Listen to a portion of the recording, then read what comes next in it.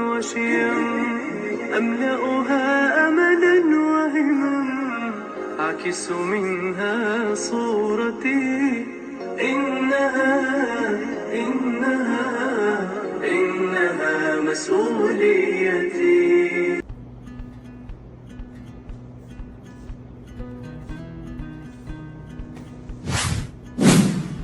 تفعلين يا عاتكة؟ هذا تصرف خاطئ. لا بأس يا ريتاج، سترتبه المعلمة مرة أخرى. لكن أنت بهذا التصرف تضرين الطالبات، فعندما يأتين للبحث عن الكتب لن يجدن الكتب في أماكنها الصحيحة. لا بأس، من يهتم؟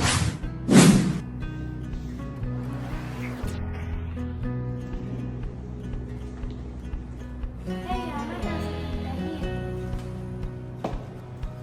ما هذا التصرف الذي تقومين به؟ أنت إنسانة غير مسؤولة ولا تستحقين أن تستفيدي من المركز.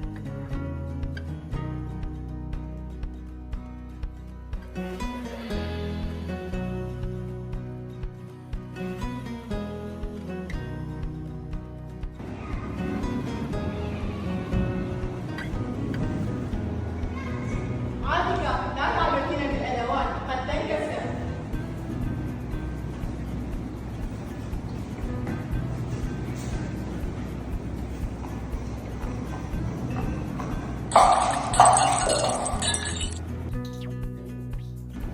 أنت طالبة عديمة المسؤولية، هلا أخذي إلى الإدارة.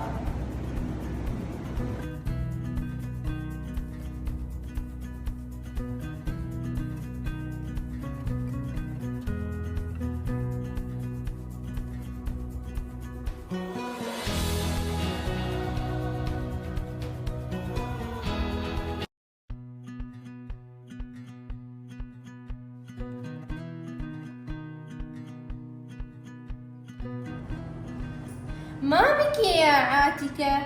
لا أعلم لماذا تتصرف المعلمات معي بهذه الطريقة.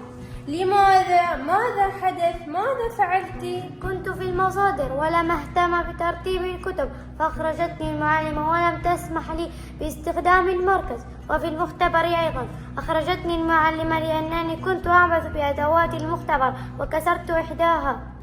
لكن المعلمات يا عاتكة على صواب، فأدوات المدرسة ليست للعبث، فهو ملك للجميع الطالبات، ولا يحق لأحدين العبث بها، بل لا بد أن يكون لديك حس المسؤولية في الحفاظ عليها. فعلا لقد أخطأت، ولن أكرر هذا، وسأذهب للاعتذار من جميع المعلمات.